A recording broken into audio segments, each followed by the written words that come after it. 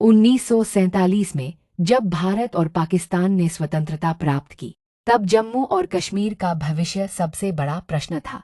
यह एक सामरिक रूप से महत्वपूर्ण रियासत थी, जिसकी भौगोलिक स्थिति इसे रणनीतिक रूप से भारत और पाकिस्तान दोनों के लिए महत्वपूर्ण बनाती थी। महाराजा हरि सिंह ने इस रियासत को स्वतंत्र रखने का निर्णय लिया, लेकिन यह निर्णय परिस्थितियों को देखते हुए लंबे समय तक टिक नहीं पाया। स्वतंत्रता के तुरंत बाद भारत और पाकिस्तान के बीच संबंध तनावपूर्ण होते गए और पाकिस्तान ने कश्मीर को अपने हिस्से में शामिल करने की योजना बनाई। अक्टूबर 1947 में पाकिस्तान समर्थित कबायली लड़ाकों ने कश्मीर पर हमला कर दिया।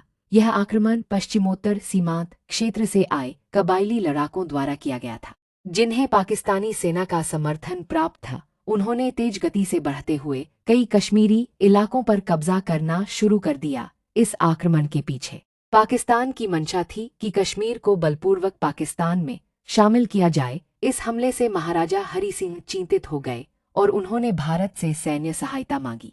भारत सरकार ने यह शर्त रखी कि अगर कश्मीर भारत में आधिकारिक रूप से शामिल होता है, तभी सैन्य सहायता दी जाएगी। महाराजा ने अधिग्रहण पत्र पर हस्ताक्षर कर दिए, जिससे कश्मीर आधिकारिक रूप से भारत का हिस्सा बन गया। इसके बाद भारतीय सेना युद्ध में उतरी और कश्मीर की रक्षा के लिए सैन्य अभियान शुरू किया।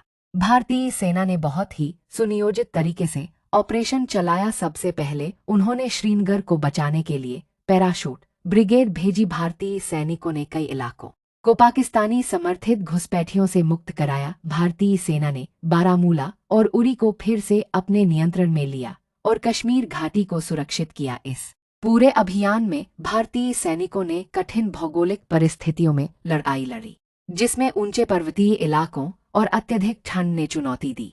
युद्ध के दौरान भारत और पाकिस्तान दोनों के लिए अंतर्राष्ट्रीय दबाव बढ़ रहा था। भारत ने संयुक्त राष्ट्र से इस मामले में हस्तक्षेप की अपील की। संयुक्त राष्ट्र सुरक्षा परिषद ने मामले की गंभीरता को देखते हुए हस्तक्षेप किया और जनवरी 1949 में युद्धविराम की घोषणा हुई। इस युद्धविराम के परिणाम स्वरूप नियंत्रण रेखा का गठन हुआ, जो भारतीय और पाकिस्तानी नियंत्रित क्षेत्रों को अलग करता है। हालांकि यह युद्धविराम स्थायी समाधान नहीं था, बल्कि एक अस्थायी समझौता था जो आगे चलकर कई संघर्षों की नींव बना। कृपया NBO मनी फाइनेंस चैनल को YouTube पर सब्सक्राइब करें ताकि हमें प्रेरणा मिले। धन्यवाद।